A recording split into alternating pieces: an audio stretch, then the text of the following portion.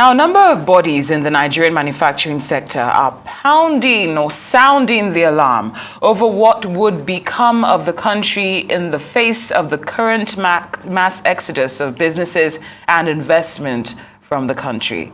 The Nigeria Employers Consultative Forum and the National Association of Chambers of Commerce, Industry, Mines and Agriculture are the latest to make their positions known on the spiking unemployment and insecurity rates in the country.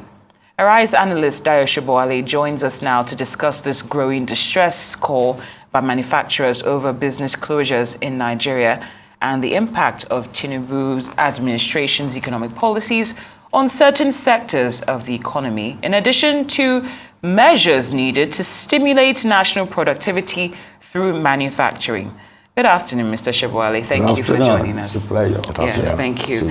Now, when we looked at this situation, the national president, that's of Nasima, he gave the Tinubu administration some credit, for setting the agenda for a long-term, path for Nigeria's economic development, but said that the immediate policies have somewhat set us back, particularly in I believe that's the manufacturing sector. Could you give us your take on this? Well, Nasima and Neka, they are not crying wolf where there is none. They are good barometers to measure how the economic policy of the government of the day is faring. The root cause of all this now is the fuel subsidy withdrawal. But then the issue of taxation, multiple taxation, has always been there.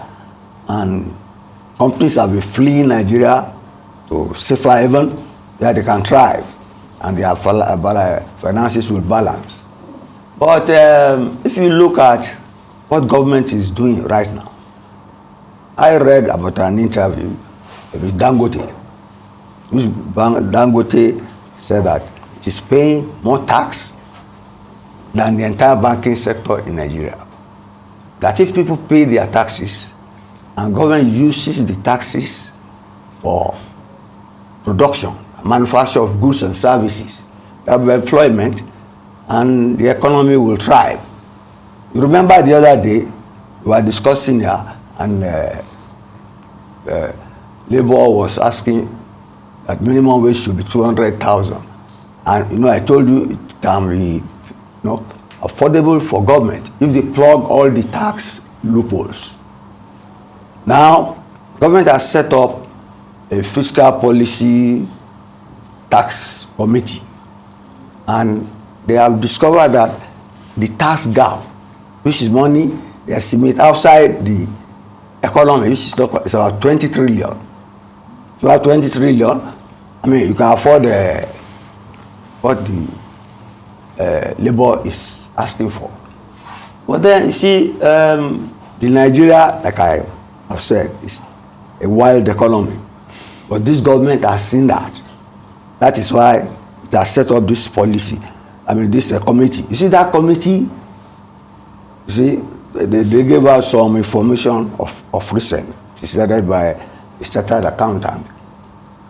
They know the sources of revenue, the institutional one, like Nigerian Customs, Ports Authority, NCC. Now they want to make the FIRS the sole body to be collecting taxes. So it should be in one place, and there will be transparency, and they know what they are generating. And then at the same time, they want to cut down multiple taxation. See, multiple taxation, we pay for the corporate bodies. They pay tax on dividend, they pay a corporate tax, so many things like that. So if government can streamline losses, gaps, and create not to make new taxes now, you get me? But to energize the ones we have on the ground. And if possible, Dangote mentioned it, they could give some companies tax holiday. It doesn't mean they will, like I said, it doesn't mean they will go to Dubai. Because, well, you know, if you have evidence that you are using your profit in investment and manufacturing, which will create jobs, they allow a moratorium on taxation for some time. So those are measures that can be taken immediately, which they have done. But let me tell you sincerely, the president, I said, if necessary, will intervene. He does not have time on his hand. This naira cannot, I mean, the petrol price cannot be rising. Somebody has to, if possible, cut it in half. And let's see what happens. All right, Mr. You cannot continue like that. Very good. Now, if we were to look back 2 decades ago, the bane of the manufacturing sector could be said to, lack of power supply. That has always been the clarion call. Lack of the power supply. That has always been the major issue on the front burner when it comes to their challenges. And of course, we've seen how they've weathered the storm, and they've been able to transfer the costs of providing alternative power to the consumers back to them, and we've seen that in the inflation. There's a limit to that. The discourse. Yes. They are ambitious to make profit. Yes. But part of the problem is that the legislators will never allow them to raise taxes. Okay. You too will never allow them. Definitely. And then he has made the Electricity Act so that so many private sector, private people and generate power. Because without power you can't have manufacturing, you don't have production. So would you say over time they've been thinking outside of the boxes, that the coming of this administration is perhaps the policies is pushing them over the edge at this rate? That's right. You have literally put words into my mouth.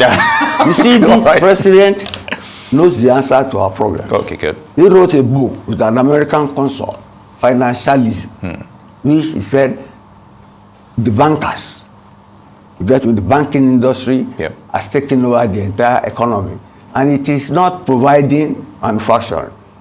You see, when he had problems with Mayfair, I thought maybe it was after Mayfair because of what he wrote in Financialism. But the answer to our problem is in that Financialism. And he wrote the book, why is he not applying it now? That I know he will hearing me, but he knows I know about the book, Financialism, that you should aim to support manufacturing and production so that you manufacture everything you need. Except, of course, perhaps the air you breathe.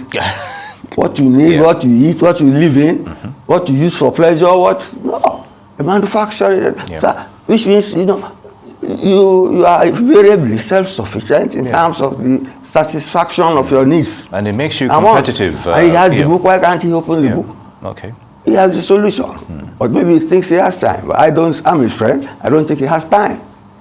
And the sooner, the better.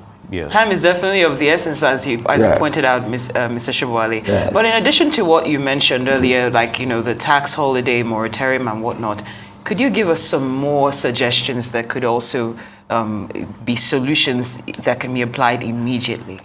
Since you've read Financialism. Financialism, I don't have to promote the president's book. No, you don't, but you can share the knowledge that you... No, I said it literally. We produce everything we need. You see, your toothpaste, your hand. So don't need to go and be importing things. And we diversify our economy. We don't all of us rely on oil. Because we are suffering the effects of oil now. So that's about all I can say. I'll give you a good example. If we're talking about specifics, especially when it comes to food inflation now. Rice, which is a staple food, you would expect that when they closed all the borders, the same rice that we produce here was even more expensive than that's right. So when you think about that scenario, how does that help the, Well, that is part of the solution that I mentioned earlier. The rice comes in from the borders, custom is there, you get me? Custom is to police, but now custom is generating revenue from imports and imports. They are going to take away such from custom. Same thing, you are the ports. So they facilitate trade, not live on taxation from goods and services, because that invariably they don't deliver everything they have. And the same thing, if they can even manage with NMPC, let us do our refineries, let us do our I would have said let them face exploration. You get me now? Instead of importing finished products, when we have the raw materials. So that is the essence of the manufacturing productivity economy. You become self-reliant. Yes. Like remember at the time, China closed its borders to the outside world. Although by the time it came back, the outside world has gone far behind it. True. You get me? And globalization to open the world too much, and the West gained at our own expense. So that's where I was listening to the president of Ghana, I think, in a tape. He was not telling off the president of France, but he was telling him that at a time, this migration of people going to Europe, that at a time, Italians and Irish people were fleeing to the US and dying just like this until they develop their economy. So they should leave Africa alone to sort out its own problem, because Africa is rich in terms of minerals and material resources to make life better, instead of living on aid and patronage, and in the process being acculturated, being recolonized culturally in terms of values again. Okay. Mr. Sobowale, if we take the example of GlaxoSmithKline, for instance, and look at all the reasons. That's pharmacy. Yes. Look at the reasons that they cited for, pulling the plug. What crucial aspects can we take from this example specifically? They mentioned the foreign exchange. Yes. That was a major thing. They cannot survive on the cost of fuel and the foreign exchange fluctuating like that. That they should, look at what people have put on the ground before in terms of investment, and maybe government should, have a parley with them to ameliorate the situation. But to me, the foreign exchange can be tinkered with, not left to its own whims and caprices, because that is free market economy or going wild on its own. Just like we have left the price of petrol to go wild. We cannot. We can't stand for long on that. This president has said, if necessary, we will intervene. He should intervene. Mr. Sobowale, if I may come in again, I'm glad you mentioned countries like China, Japan as well. At one point, China, closed its borders and everything, but they have long-term economic plans. They stick to those economic plans. Nigeria is not short of its own economic plans in those days, but you'd have to wonder whether manufacturing, takes a center stage in those economic plans. And, new governments coming. Give the manufacturing companies a tax break? So that's give them a tax break. Yes, but it's like, because of this emergency, give them a tax break.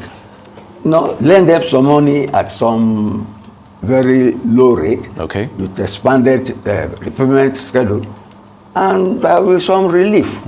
Because they will make something, make some profit, employ people, and then this is our power sector. Energize it, revitalize it, and people.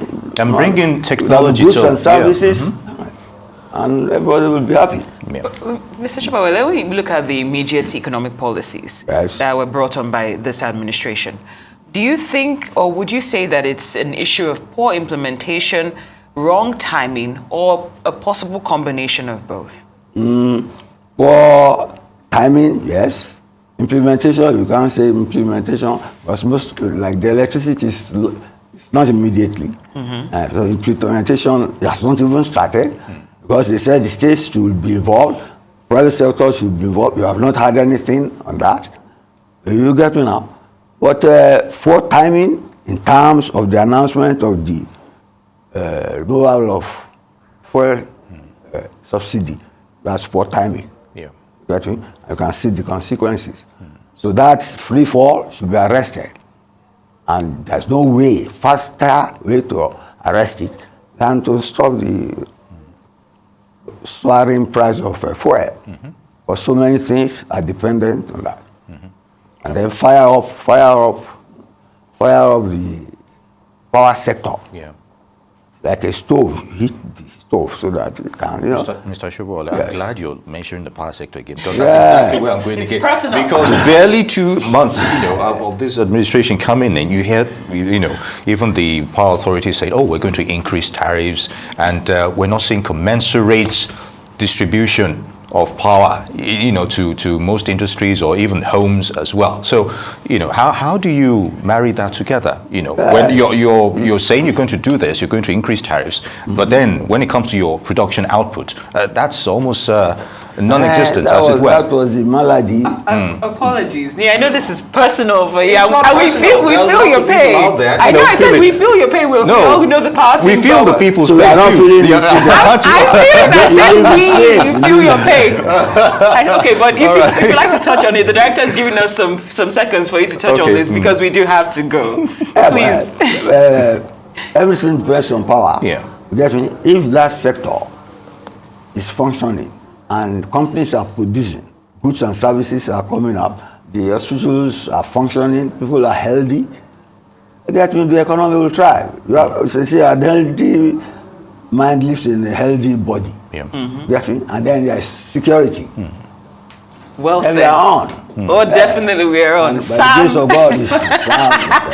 Thank you so much. It's always a pleasure to have you with us, Arise News analyst, Mr. Dayo Sobowale. Thank you for your time and analysis. Thank you.